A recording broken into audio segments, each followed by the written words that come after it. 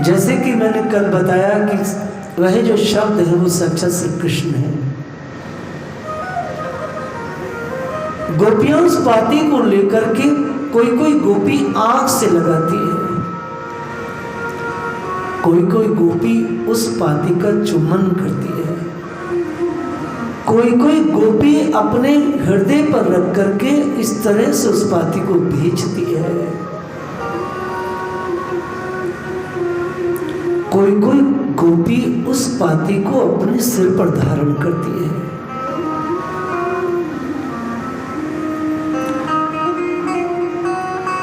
गोपियां एक एक करके बात नहीं करती हैं, वो सबकी सब एक साथ एक जैसे प्रश्न करती हैं। वो पागल है भगवान के लिए। जैसे उनका पहला प्रश्न है, सच बताओ, कुछ आवाज कम करो, सच बताओ ये पाती श्री कृष्ण ने स्वयं लिखी है?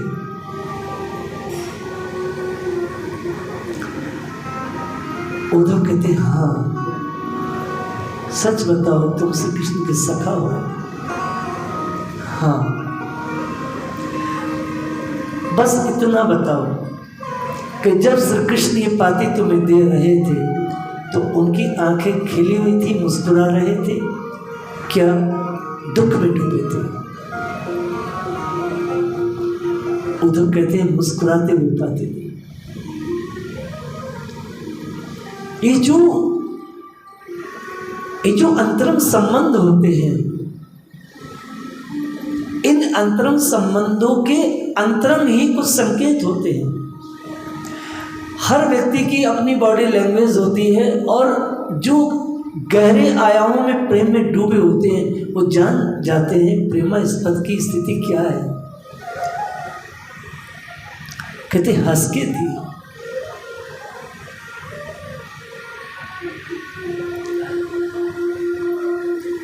जब पाती दी तो उन्होंने मुझे बहुत प्रेम से देखा।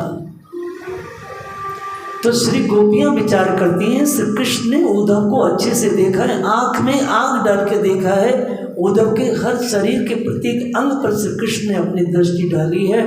सो ये पूरी तरह श्री कृष्ण अर्पण सामने पर्सनालिटी है, उद्धव श्री कृष्ण की पूरी तरह से कृपा प्राप्त है।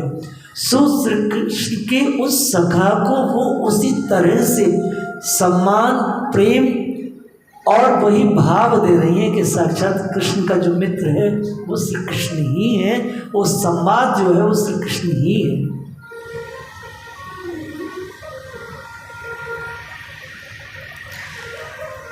राम जी की जो रिंग है, जो अंगूठी है, माया ते असी रची ना जाए। सुंदरकांड में कहते हैं ना, किशोरी जी कहती है माया से रची नहीं जा सकती। तो वो जो अंगूठी है वो साक्षात रघुवीर है, क्योंकि वो माया से नहीं, भगवान की प्रत्येक वस्तु जो उनके शरीर की है वो साक्षात भगवान जैसी और भगवान ही है। अर्थात जैसे भगवान कुंडल पहने हैं तो कुंडल मूर्तिवान होकर के रघुवीर की जैसा ही उनसे टॉकिंग कर सकते हैं। वो इतना ही चेतनपूर्ण है, इतना ही वो चिन्मय है, दिव्य नहीं चिन्मय।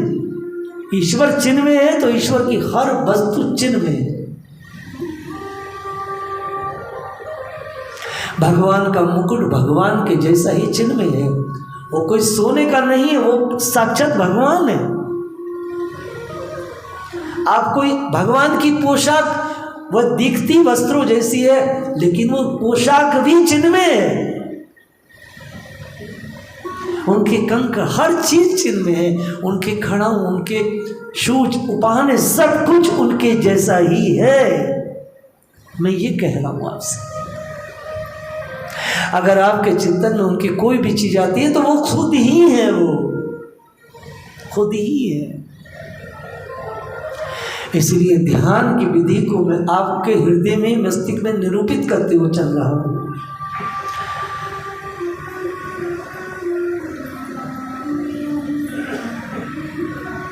बातें कर रही है, बार बार पाती को देखती है और पाती को देख करके रोती रहती है। पर पाती पढ़ करके श्री गोपियों ने उद्धव जी को पाती वापस कर दी। श्री गोपियों के सिर्फ इस बात का ही बहुत बड़ा सुकून है कि श्री कृष्ण ने उनको स्मरण रखा। आप ये बताइए सबसे बड़ा सुख क्या है कि जिससे हम प्रेम करते हैं वो हमें भी प्रेम करता है, चाहे मिले ना मिले लेकिन प्रेम करता है। बात करता हूँ, श्री कृष्ण ने हमारा ध्यान रखा।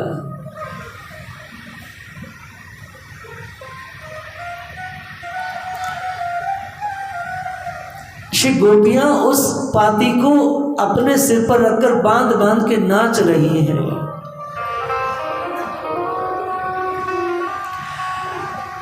श्री गोपियों का संताप, क्रोध इत्यादि कभी बढ़ रहा था तो कभी घट रहा था। वास्तव में प्रेम की जितनी भी चालें हैं वो सब उल्टी हैं। ना में हाँ और हाँ में ना होता है ना। और शास्त्रों में, प्रेम रस शास्त्रों में बताया गया है कि स्त्री को कोई भी नहीं समझ सकता है कि उसकी ना में क्या है, उसकी हाँ में क्या है, उसके रूठने में क्या है, उसकी क्रोध में क्या है। ये कोई नहीं जान सकता, ये सिर्फ ईश्वर जानता है। क्या वो तो स्त्री जानती है, दुनिया में तीसरा व्यक्ति न जान पाएगा, क्योंकि स्त्री का निर्माण ही इस प्रकार से श्री ब्रह्मा जी ने किया है।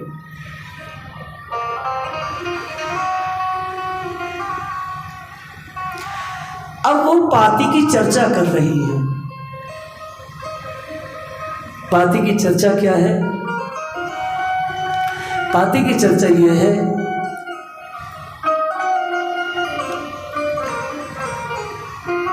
कि तुमने साकार मुझसे स्नेह किया, साकार ब्रह्म की उपासना किया, मैं साकार तुम्हारे साथ 11 वर्ष रहा।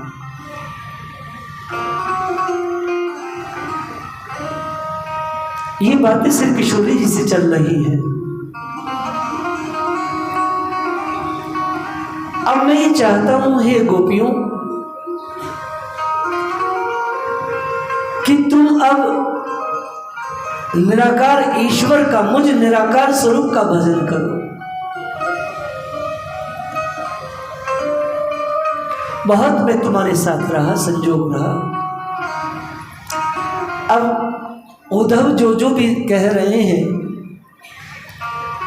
ये जो लिखा है, इस पर तुम्हें आने वाले जीवन में चलना है।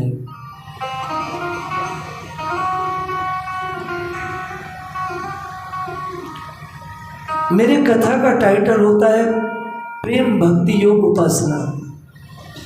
प्रेम माने ईश्वर, प्रेम माने कृष्ण।